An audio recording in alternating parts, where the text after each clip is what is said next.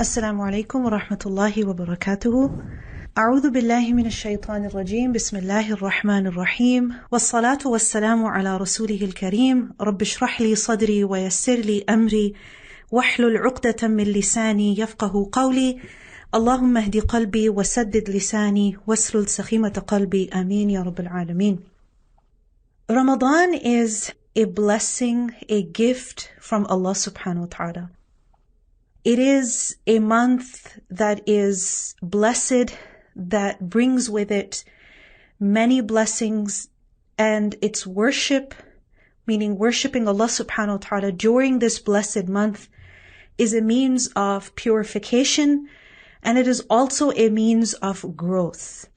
It is something that increases us in our iman, it increases us in our good deeds, it increases us in our worship, in our inner strength, and the worship of this month is also a means of forgiveness.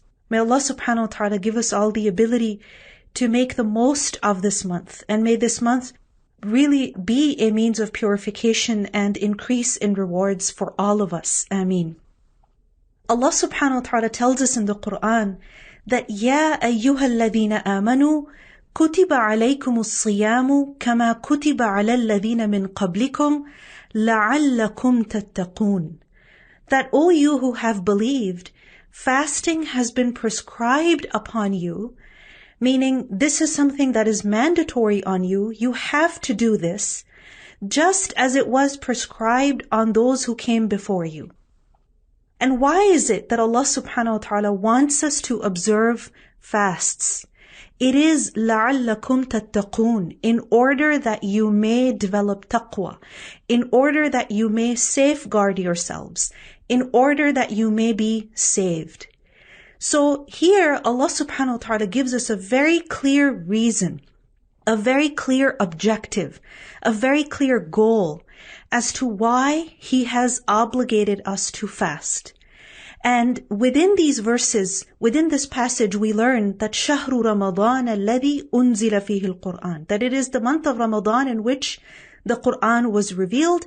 Allah subhanahu wa ta'ala mentions certain qualities of the Quran, and then He says, فَمَنْ شَهِدَ مِنْكُمُ الشَّهْرَ فَلْيَصُمْهُ, that whoever witnesses that month among you, meaning whoever is alive at that time, whoever lives through the month of Ramadan, then what should they do? فَلْيَصُمْهُ, then he should fast during that month. So fasting, which is obligatory, as we know, is in the month of Ramadan. But this fasting is for a reason. And Allah subhanahu wa ta'ala tells us that reason. And, if you think about it, a lot of times, especially when it comes to our habits or the rules that we make related to our food consumption, we have certain goals. For example, we want to eat a certain way so that we are healthier, right? People practice intermittent fasting. Why? Because they want to be able to reap certain benefits. So, there's always some reason why you would change your diet, why you would change your eating habits, and why you would observe certain practices in your life. And when it comes to fasting, Allah subhanahu wa ta'ala tells us the goal, the reason. And that reason is لَعَلَّكُمْ تَتَّقُونَ. And this is so powerful. Because when we remember the goal, when we have an objective, we are able to work backwards from that. We are able to keep that, in front of us, and that goal becomes a source of motivation for us. And also, it is something that gives us an encouragement as to why we should be doing what we are doing. So fasting is not to make us hungry. Fasting is not to torture us. Fasting is not to make our life difficult for us. No, fasting is for a very beneficial reason, something that we are all in desperate need of, and that is taqwa. Now, what is the word tattaqun? What is this concept of taqwa? Taqwa is basically to preserve or guard oneself. But it is not just to preserve and guard oneself a little bit. It is to, exceedingly guard oneself, to take serious measures in order to protect oneself. So for example, when it comes to the winter, where I live in the winter, it can get extremely cold. So sometimes, you can't just walk outside with a jacket. A jacket alone will not be sufficient.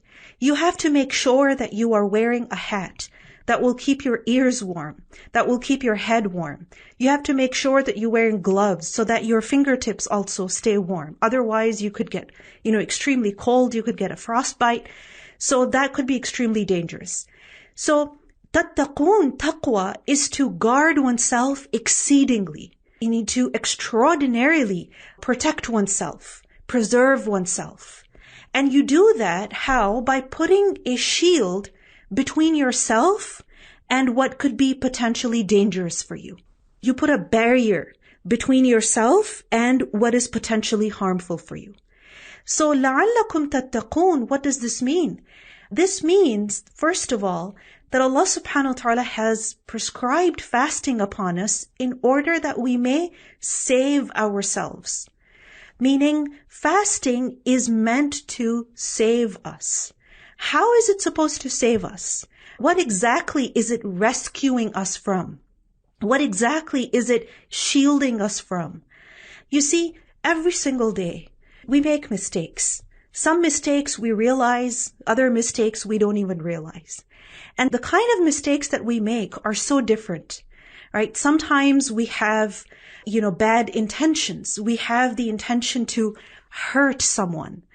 Sometimes we may make a mistake in the way that we're talking, that we say something rude that really hurts someone, right? When we're praying salah, we're not focused. When we're thinking about our situation, we can become extremely negative. Sometimes, the way that our children behave or the way that our spouse is treating us, sometimes we can get really angry. And we begin to, show that anger and start, saying things which are inappropriate. Sometimes, we realize the mistakes that we have made, and other times we don't realize the mistakes that we have made. How often it happens that, in casual conversation, you catch yourself backbiting, right? You have that realization that this might be ghibah. Or you find yourself making fun of someone. And making fun of someone is something that Allah subhanahu wa ta'ala has forbidden us from. So the fact is that because we are human beings, because we are not perfect, because we forget, because we are weak, we keep making mistakes. And Allah subhanahu wa ta'ala is so merciful that He has obligated us to fast for this entire month. Why? So that the day-long worship becomes a means of purification for us. Because you see, when you pray salah, how long do you pray for? Maybe 5 minutes, maximum 10 minutes. But when you are fasting from suhoor all the way until iftar. So every single moment that you spend fasting is a moment that is recorded as ibadah.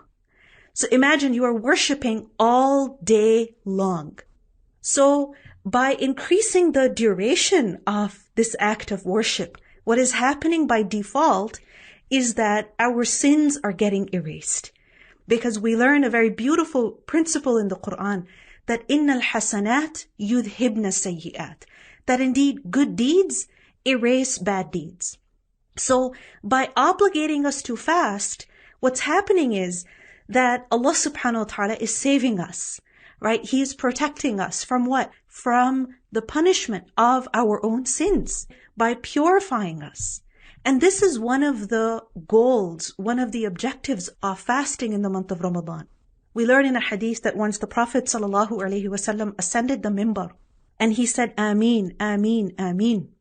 And the companions were surprised. So they asked him, sallallahu alaihi wasallam, as to why he said that. And he explained that Jibreel came to him. And Jibreel said that, من أدرك شهر رمضان فمات فلم يغفر له فأدخل النار فأبعده الله. That the person who finds the month of Ramadan and he dies without being forgiven, and he ends up in hellfire because of the fact that he was not forgiven, because he still had all of his sins with him, then may Allah remove him far away. Meaning, may Allah curse him. And the Prophet ﷺ said, Ameen. So this shows us that one of the goals of Ramadan is to cause us to be forgiven. And how is it that we can earn forgiveness through the month of Ramadan? Inshallah, we will discuss that. So لَعَلَّكُمْ تَتَّقُونَ first of all means so that you are saved, meaning you are saved from the punishment of your sins. Secondly, لَعَلَّكُمْ تَتَّقُونَ also means that you all guard yourselves, meaning you become more conscious. Why? Because when we are fasting, essentially we're practicing restraint, right? We're constantly controlling ourselves. We're constantly saying no to ourselves. We are very alert in the sense that we are keeping an eye on ourselves. We are monitoring ourselves, right? That can't eat this, can't eat that, can't even drink, right? Even when you are rinsing your mouth when making wudu, you're so careful to make sure that you don't swallow anything by accident. When you're cooking food and you want to, just taste to make sure you put the salt in, and, although it is allowed to just taste the food and then spit out anything that remains in the mouth, again, you're so conscious, you're so careful that you don't want to accidentally swallow anything. So basically, while you're fasting, you are monitoring yourself. You are keeping a check on yourself. And you are keeping a check on yourself in private and in public, whether you are in front of people or you are alone at home. So what happens is that through fasting, you become more conscious, you become more alert.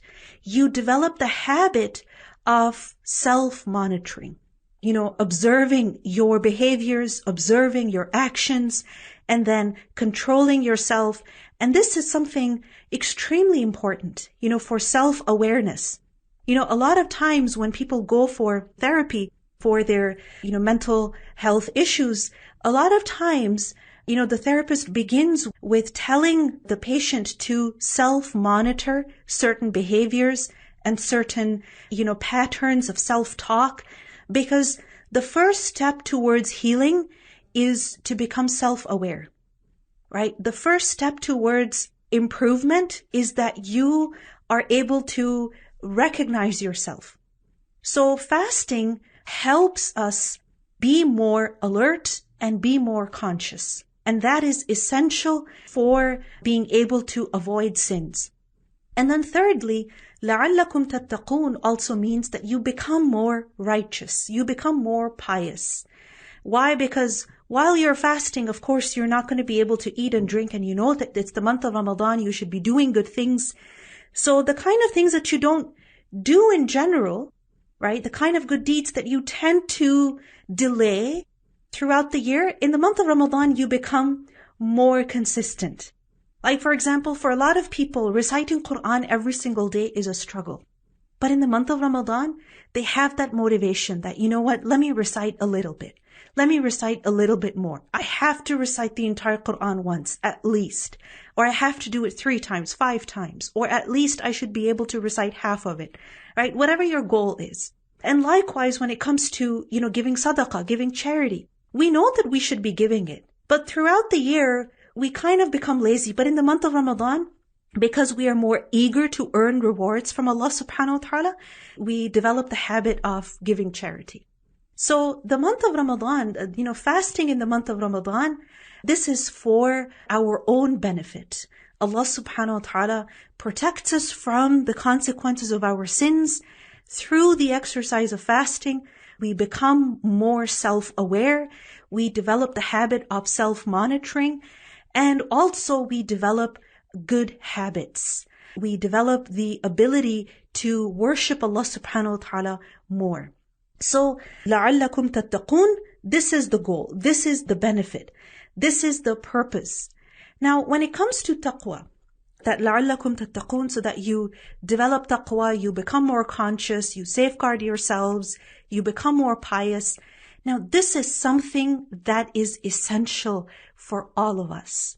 Taqwa is not just for people who are very righteous, people who are from very religious families, or people who, have memorized the entire Quran. Taqwa is essential for every single one of us. We learn in the Quran, Allah subhanahu wa ta'ala says, وَلَقَدْ وَصَّيْنَا الَّذِينَ أُوتُوا الْكِتَابَ مِنْ قَبْلِكُمْ وَإِيَّاكُمْ أَنِ اتَّقُوا اللَّهِ. that certainly we instructed the people who came before you, the people of the book before you, and we have also instructed you that all of you should observe taqwa of Allah. All of you should be more conscious of Allah. So taqwa is not just for certain people. Taqwa is relevant to all of us. Every single one of us can become better at self-monitoring, at thinking about Allah subhanahu wa ta'ala more, right? At striving to earn the rewards of Allah and striving to stay away from disobedience to Allah. So this is something that, is relevant to every single one of us. And when it comes to taqwa, remember that taqwa is a source of a lot of good. When you become more self-aware, when you become more conscious of Allah, when, there is purification, then this is something that is a source of great benefit for all of us. We learn in the Quran that وَمَن يَتَّقِ اللَّهَ يَجْعَلْ لَهُ مَخْرَجًا. Whoever has taqwa of Allah, then Allah subhanahu wa ta'ala makes a way out for him, meaning from his difficulty. وَيَرْزُقُ مِنْ حَيْثُ لَا يَحْتَسِبْ. And then Allah provides for that person from where that person does not even expect. And that person never imagined that they could get some benefit from a certain place, from a certain opportunity, but Allah subhanahu wa ta'ala sends sustenance to them from that place. So it is extremely beneficial for us. Now the question is that how can we make sure that we are actually developing taqwa in the month of Ramadan? That the worship we perform in the month of Ramadan truly is a source of purification for us, and it really helps us increase in our rewards, and it really helps us become more self-aware, more conscious, and, conscious of Allah. What can we do? So I want to talk about 5 things right now. The 5 things that can help us, have a successful Ramadan, inshallah. And these 5 things are, first of all, sincerity. It is very, very important that we remind ourselves to be sincere every single day of Ramadan. Why? Because the Prophet ﷺ said that whoever fasts in the month of Ramadan, imanan wa ihtisaban, with faith and with expectation of reward, then all of his sins will be forgiven. And in another hadith, we learned that whoever prays in the nights of Ramadan, again, with faith and with expectation of reward, then all of his sins will be forgiven. So in both of these statements, we learn that a person can truly benefit from their fasting and their night worship when they do these things with faith and with expectation of reward. Now, what does this mean, with faith? Meaning with faith in Allah. You believe in Allah. You do this for Allah subhanahu wa ta'ala. And expectation of reward, that you expect reward from Allah, not from people. Not that people should pity you, or that people should, give you generous gifts, or that, they should treat you extra special. You're doing this for the sake of Allah Azza wa Jal. So it's incredibly important that we remind ourselves now that as we enter the month of Ramadan, let us do what we do with sincerity.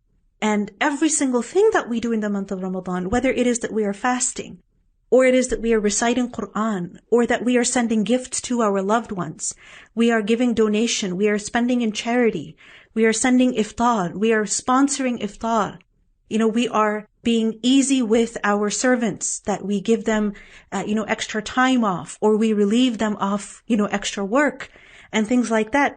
Let us expect reward from who? From Allah subhanahu wa ta'ala.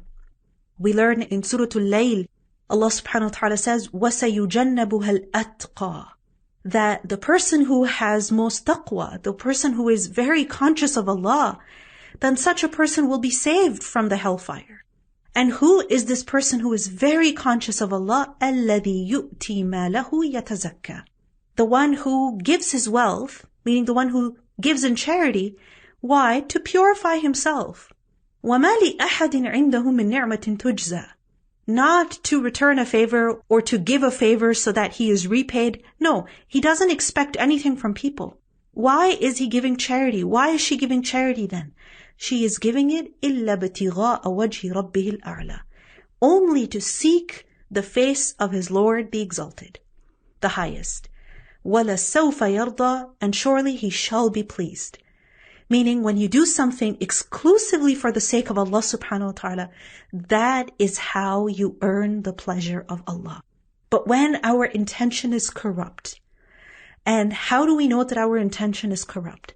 That we are expecting praise from people. We are expecting some kind of, reciprocation from people, some kind of acknowledgement from people. Or we want to make sure that they recognize our effort in one way or another by sending a thank you message, right? And things like that. Then this shows that the intention was a little problematic. So in the month of Ramadan, whatever we are doing, let us make sure that we're doing it for the sake of Allah subhanahu wa ta'ala. And to help yourself, remember this, you can write these two words for yourself. Imanan wa ihtisaban. Right? You can write these words down for yourself and maybe, put them in front of your desk, wherever that you spend a lot of time, maybe on the refrigerator, right? Maybe on your phone as a screensaver, something. Why? So that you remember that this is for the sake of Allah subhanahu wa ta'ala. Imanan wa ihtisaban. The second thing that we can do, inshallah, to really reap the benefits of the month of Ramadan, to make sure that we are able to develop taqwa, the month of Ramadan is a source of purification for us. We truly do become more conscious, is that we should increase in our worship. The month of Ramadan is not just about fasting, right? Fasting is the bare minimum. And what I mean by that is that your goal should not just be to somehow survive until you can eat again. So you wake up, you eat, you pray, you sleep. And then you wake up, you pray, you just lie down. You pray and then you get up again, you pray, and then you just laze around, right? You just spend several hours on your phone, or that you watch something, maybe you go out, shopping, whatever, and you do chores around the house to kind of kill time until you can eat again. Fasting is the bare minimum. What we need to do is that while we are fasting, we should also increase in other acts of worship. Allah subhanahu wa ta'ala tells us in the Quran that Ya ayyuhan nasu u'budu rabbakum alladhi khalaqakum walladhina min qablikum la'allakum tattaqun. That, O people, worship your Lord, who has created you and who also created the people before you. Why should you worship your Lord? لَعَلَّكُمْ تَتَّقُونَ. In order that you may become more conscious, in order that you are saved. Right? Same word has been repeated over there. So, absolutely, fasting is an act of worship. But along with that, let us pay attention to our salah, praying on time, praying in the best way, praying voluntary prayer, nafil prayer, making sure that we're performing our sunnah prayers, making sure that we are, increasing in our dhikr, making sure that we are giving sadaqah, right? Every single day, some kind of charity. Why? Because this is something that will make the fast more beneficial. It will make the rewards of the fast even more, right? It will multiply the rewards of the fast because you are already in a state of worship and then you are performing even more worship. And we see this in the example of the Prophet sallallahu alaihi wasallam that, for example, in the last 10 nights of Ramadan, he would perform i'tikaf, right? He would stay in the masjid. Why? What is i'tikaf all about? That you are staying in the masjid. You're not going anywhere else. You're staying in the masjid. Why? So that you can worship Allah, all the time, basically. The only time when you're not actively engaged in ibadah is when you are resting or when you are, eating, etc. But otherwise, the Prophet ﷺ, he would do i'tikaf for the reason that he could perform more worship. So let us think about, what we can do. And each person's situation is different, right? Some people, because of their health, because of their, family situation, they're not able to, spend a lot of time in ibadah. They need to take rest. They need to look after their family. They have to go for work, etc. But along with that, actually, there's still something that we can do. For example, salah is something that you can't leave, whether you are unwell or you are at work or you are at home. Even when you're pregnant, right, you cannot leave your salah. You may not be fasting, but you still have to pray. So think about how you can improve your prayer. how you can recite just a little bit of more Quran in your salah, how you can make your ruku' just slightly longer, right? How you can beautify your salah, pay a little bit more attention, not rush through the salah. So every person, their situation is different, and it's very important that we don't compare ourselves to others. Rather, we should recognize our, circumstances and see, what am I able to do? What can I do? How can I improve my worship? For some people, this means reciting a lot of Quran. For other people, this means, praying a lot of nafil prayers. If Allah subhanahu wa ta'ala has blessed you with wealth, then think about how you can give charity on a regular basis, because that is also a form of worship. In a hadith, we learn that the Prophet ﷺ was once sitting in the shade of the Kaaba, and he was saying, Humul akhsarun wa rabbil Kaaba. They are the greatest losers by the Lord of the Kaaba. Meaning the Prophet ﷺ was swearing by Allah. He was taking an oath by Allah. And he was saying that those people are the greatest losers. So Abu Dharr radiallahu anhu, he was nearby and he got really worried. He thought, what's wrong with me? Is he saying this about me? What did I do? And, he felt really bad in his heart. And finally he asked the Prophet ﷺ that, who are they? Who are you talking about? And the Prophet ﷺ said, Al-aktharuna amwala. Those who have a lot of wealth, they're the ones who will be the greatest losers. Except for the one who does this and this and this. And the Prophet ﷺ, pointed towards different directions, indicating that except for the one who is constantly spending in the way of Allah. And the thing is that, if you have the privilege to use the internet at this moment, you have the privilege of, having a smartphone or a computer, and things like that. You have access to electricity. You have access to fresh water. All of these are actually privileges. So every single one of us has been blessed in one way or another. Being rich does not mean that you have millions of dollars sitting in your bank account. Being rich means that you have access to fresh water.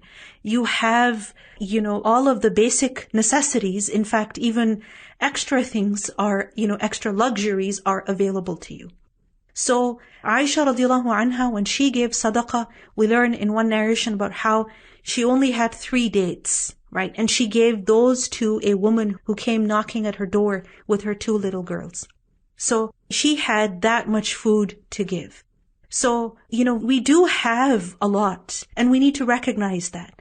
Instead of, self-pitying and comparing ourselves to other people that, so-and-so has such a big house, so-and-so has such a nice car, so-and-so is always traveling the world, right? So-and-so is now going out to eat over there, and now they're wearing this, and now they have that bag, and now they have those shoes, and now they have, 3 helpers, and now they even have a chauffeur, and things like that. And instead of comparing ourselves to other people, let us recognize the gifts that Allah subhanahu wa ta'ala has given us. And let us use those to benefit others. Because this is a beautiful way of drawing close to Allah Azza wa Jal. This is, a very effective way of being purified from our sins. So that's the second thing that we all can focus on. So first, sincerity. Second, worship. The third thing is that let us pay attention to guarding the tongue, guarding our tongues. And I would say also guarding our fingertips. Why? Because these days, a lot of times, communication does not happen verbally. It happens over text messaging, or it happens over, comments and things like that. So let us pay attention to what we are saying, how we are talking, what we are expressing with our tongues and with our hands, verbally or in writing. Because the Prophet ﷺ instructed us that when one of you is fasting, then they should refrain from indecent speech and also from quarreling. Meaning, do not say bad, obscene, dirty things. And also do not argue. Do not quarrel. And if somebody should fight with you, meaning if someone should argue with you, or if someone uses foul language with you, then you should say, I am fasting. Meaning, you cannot allow yourself to say bad things with this tongue while you are fasting. In another hadith, we learn that whoever does not give up lying, right, and evil actions while fasting, then Allah is not in need of this person leaving his food and drink. The point of fasting is not just to avoid food and drink. The real goal of fasting is to avoid sins. So you have to, really pay attention to yourself, inshallah. And this goal we can set for ourselves, that I have to guard my tongue. And, guarding your tongue begins at home. It begins at home. It begins with our family. Because we feel so comfortable with our family members, our siblings, our children, our spouse, that we don't feel bad saying certain things, making fun of them, yelling at them, insulting them, criticizing them, and things like that. So guarding the tongue begins at home. So make sure that you don't use this tongue to hurt people, to offend them, to annoy them, and things like that. And we can only do that when our tongue is busy in doing good things. For example, if you have spent 30 minutes reciting the Quran, then you will not have the strength to argue with someone. You're going to be a little tired.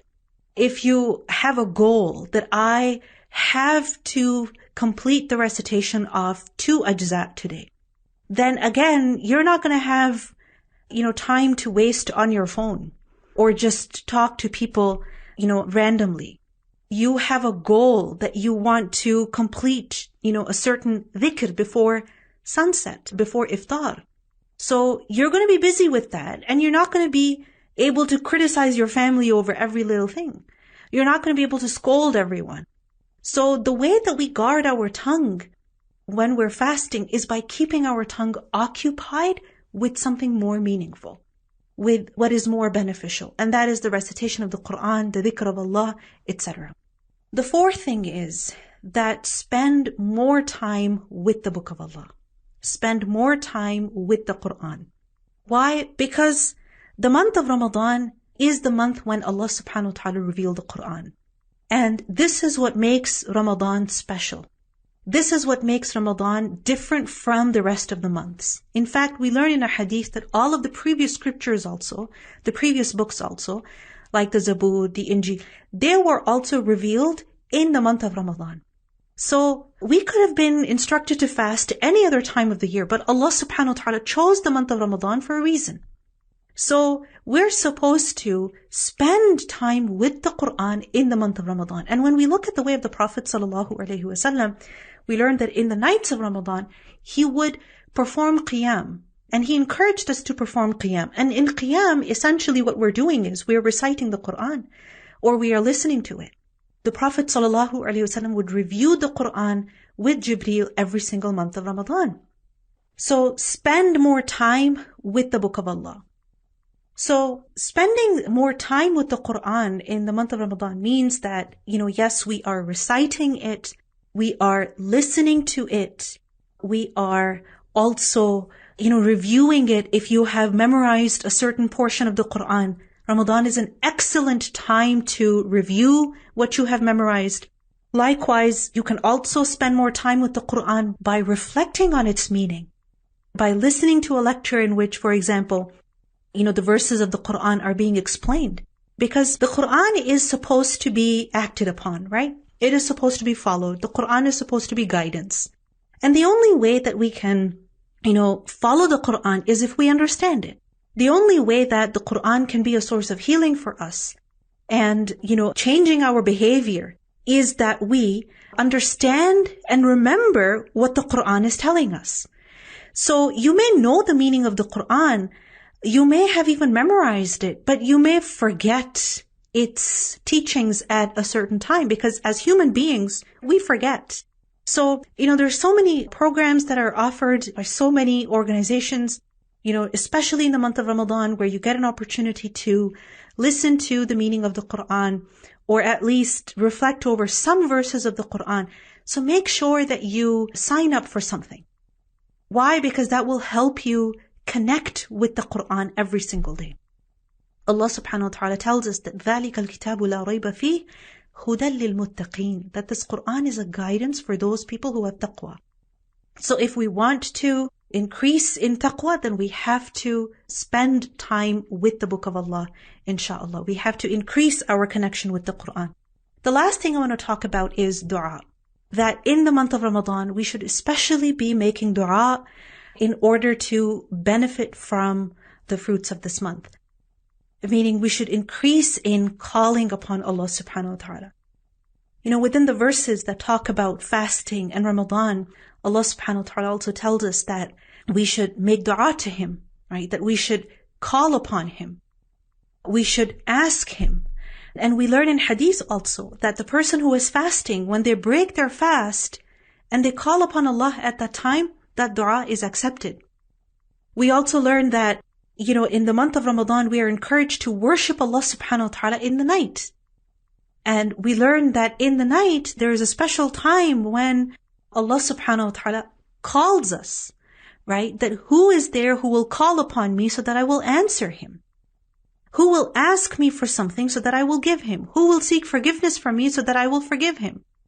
So, we're up at night anyway. We have to break our fast anyway.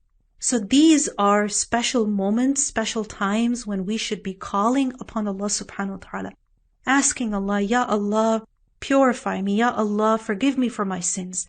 And any deficiencies that you recognize in yourself, any problems that you identify, in your character, in the way that you talk, in your relationships, in, the way that maybe you harbor grudges in your heart, or, we recognize our faults, we recognize our weaknesses. And sometimes because of those weaknesses, we tend to hate ourselves. So instead of, being angry with ourselves and being harsh with ourselves, let us channel that energy into calling upon Allah subhanahu wa ta'ala, that, Ya Allah, you help me become better. You forgive my sins. You purify me. Right? One of the du'as that we can make is, Allahumma ati nafsi taqwaha. That, oh Allah, give my soul its taqwa. Grant my soul the taqwa, the consciousness that it needs. Allow me to shield myself from doing what displeases you. Allahumma ati nafsi taqwaha wa zakkiha. And oh my Lord, purify my soul. Anta khayru man zakkaha. You are the best to purify it. Anta waliyuha wa mawlaha. You are its protector and its guardian. I entirely depend on you. So Ya Allah, you help me. So this is an excellent time to make dua, to ask Allah subhanahu wa ta'ala to make us better human beings, to make us better worshippers, and to forgive us for all our shortcomings. Ameen. So these are the 5 things that I wanted to talk about. Inshallah, I can conclude over here. Barakallahu feekum. Assalamu alaikum wa rahmatullahi wa barakatuh. Wa alaikum assalam wa rahmatullahi wa barakatuh. Saza, we have some questions regarding Ramadan. The first question is, what is the ruling if a person could not wake up for Sahri? Okay, so the thing is that the fasting of Ramadan is an obligation. It's not an option. So if you end up missing your suhoor, then you still have to fast, right? If there's a few minutes left, for example, you wake up 3-4 minutes before the fast begins, then you can eat something quickly, you can drink some water, etc. But if, let's say, you wake up 10 minutes after, Fajr began, then the time's up, right? You can't eat anymore. However, you still have to fast. And it may be hard, but hopefully, inshallah, that should encourage you to become more careful and to wake up on time so that you can eat. Now, the thing is that for some people, if they're fasting like that, I remember in the summer when we had to fast here in Canada, sometimes the fast would be like 18 hours. And in certain places, it's even longer. So, if it happens one day, okay. If it happens like 3-4 days in a row, then, and a person is about to fall unconscious, things like that, then if their health is really getting affected, then of course they can break their fast. But don't, refrain from fasting just because you missed your suhoor. Begin the fast and ask Allah subhanahu wa ta'ala to help you. And with the help of Allah, inshallah, you'll be able to complete the fast. If, however, you are falling ill, there's a, serious concern about your health, your well-being, then in that case, you can break your fast. But don't break your fast just because you're feeling tired or you've got a headache. Go lie down, take some rest, take a nap, help yourself in one way or another to make sure that you complete your fast. And if it's a serious health concern, then in that case, you can break the fast and then make up the fast after Ramadan, inshallah. Jazakumullahu khair, sister. Now we have next question. What are the recommended Tarawih namaz? Is it to 8 or is it 20? Okay, so we learn Aisha radiallahu anha reported that in the month of Ramadan and also otherwise, throughout the year, the Prophet sallallahu alaihi wasallam would pray 8 rak'at in Qiyamul Layl, meaning in the night worship, he would perform 8 rak'at. So 2, 2, 2, 2. All right. And then he would perform the witr. So this was his habit in Ramadan and also outside of Ramadan. So, it's easy. It's doable. It's practical. For some people, just the thought of 20 rak'at is intimidating for them. It's a bit frightening for them. They wonder, how am I going to do this? And the 8 rak'at, the Prophet ﷺ used to do it. So it's easy to do it. But if, for example, you have, you're going, especially in a masjid, they will do 20 rak'at in many masajid. Why? Because 20 rak'at helps, people come anytime within that window and get at least 8 rak'at in. So for example, if someone comes in late, then they're not going to miss a lot. They will still be able to pray something. If someone has to leave early, again, they will be able to pray something. So in 20 rak'at, there is convenience, absolutely. If you're praying on your own, 8 should be the minimum. And of course, if you're not able to do 8 at all, and you're really tired, then at least get 2 or 4 in. But remember that there is no number that the Prophet ﷺ specified. Meaning when he was asked about the night prayer, he said, pray it as 2 and 2 and 2, meaning pray it in sets of 2. He didn't say pray 10 or pray 16 or pray 30 or pray 20 or only pray 8. He did not specify a number. He taught us the methodology, right? The way of performing the night prayer. And the number, he left it open to us. And the thing is that, some nights you have more energy, you can pray more. Some nights you don't, so you can pray less. But every single night, perform some qiyam at least, right? Something, whatever Allah subhanahu wa ta'ala gives you the ability to do. Inshallah, wallahu a'lam. Jazakumullahu khair. The next question is, completing Quran along with reading its meaning once is better, or completing 2 to 3 Quran is beneficial in Ramadan? So when it comes to the recitation of the Quran, of course, the more you do it, the more rewardable it is. So I would encourage you to do both. So for example, if you are able to, recite easily a lot, then yes, recite 3 times the entire Quran, recite 5 times, whatever you are able to do. But along with that, spend maybe 10 minutes, 30 minutes a day, how much ever that you can do, but spend some time reflecting on the Quran as well. And you do both. Okay? It's not either or. It's supposed to be both. Alright? Inshallah. Wallahu a'lam. Jazakumullahu khair. The next question is, do we have to feed the poor for missed fast due breastfeeding or pregnancy if we couldn't make up before next Ramadan? So there's a difference of opinion in regard to this matter. Basically, the thing is that people who are not able to fast because of a temporary condition. A temporary condition is what? Like, for example, pregnancy, right? It's not an illness. It's not old age because of which you're not able to fast. It's a temporary condition because of which you're not able to fast. And in that case, you're supposed to make up the fasts. All right? You're supposed to make up the fasts. Now, there's a difference of opinion. Some say that, only if a woman is able to make up those fasts, yes. And others say that no, a woman who is pregnant, who misses her fasts because of pregnancy, some Sahaba actually said that she does not have to make up the fasts. So there is a difference of opinion, and I want you to recognize that. As a woman, someone who has children, and after researching this issue, also after consulting several scholars about this, what I have come to understand is that you make up the fasts before the next Ramadan. And if you're not able to make up the fasts before the next Ramadan, then you try to make them up the following year. But sometimes for some women, what happens is that one year they're pregnant, right? And they're not able to fast because they have extreme morning sickness, weakness, etc. They're not able to fast. So one Ramadan, 30 days goes like that. Next Ramadan, what happens is that they're nursing. And because they're nursing, they're feeding their baby. Again, they're not able to fast. Maybe they're able to fast a few days, but then, they had their period for 7 to 10 days.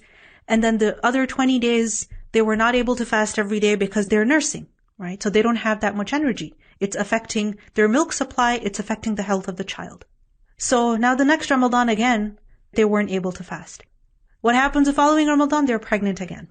And then what happens the following Ramadan? They're nursing again. What happens the following Ramadan? They're pregnant again. So by the time you realize that, okay, I really need to do something about this, you have almost 100 fasts to make up. Now, when you have 100 fasts or even more to make up, and then every Ramadan you are not able to fast, for 7 to 10 days because of your cycle, the rest of the year, what are you going to do? Are you going to make up those 7 to 10 fasts from the previous Ramadan, or are you going to be worrying about, making up those 100 missed fasts? So in this situation, it makes sense that the woman simply gives the fidya, right, for those 100 fasts or how many ever that she has. And, later on, whenever she has the capacity, she can make up as many fasts as possible. But she's not required to give fidya every single year. No. You only give the fidya once for all of those fasts, and you make up, the fasts that you missed because of your period. Those fasts you absolutely have to make up. All right? But the fasts that you missed because of pregnancy, because of nursing, if you're able to make up, go ahead. And if you realize that over the years they're just piling up, then give fidya, free yourself, and later in life, whenever Allah subhanahu wa ta'ala gives you the tawfiq, try to fast as much as you can. And I've seen this in many women that, in their younger years, while they're having children, then in that case, they just give the fidya, and later on in life, they're able to fast, mashallah, very regularly, and they, make up as much as they can. May Allah subhanahu wa ta'ala give us all tawfiq. Wallahu a'lam. Jazakumullahu khair. The next question is it allowed to brush during fasting? Does this breaks the fast? Okay, brushing teeth is something that we should do while fasting. The Prophet ﷺ would, use the siwak a lot while fasting. The issue is the toothpaste. Are you allowed to use the toothpaste? So remember that even when it comes to a siwak, it has a certain flavor. Depending on what type of siwak you're using, it has a flavor. So having some flavor in your mouth does not break your fast, which is why, like I mentioned earlier, you are allowed to taste the food, but having, having flavor in your mouth does not mean that you start to swallow it now. So what you should do is, just as when you're doing the siwak, you spit it out. Any pieces of the siwak that break down in your mouth, you spit it out. So just like that, if you're using toothpaste, then use very, very little, a tiny amount, like literally a dot. And then make sure that you don't swallow any of it. All right? And then spit it out, rinse it out to the best of your ability. And that is fine, inshallah. Wallahu a'lam. جزاكم الله خيرا كثيرا سبحانك اللهم وبحمدك أشهد أن لا إله إلا أنت أستغفرك وأتوب إليك والسلام عليكم ورحمة الله وبركاته.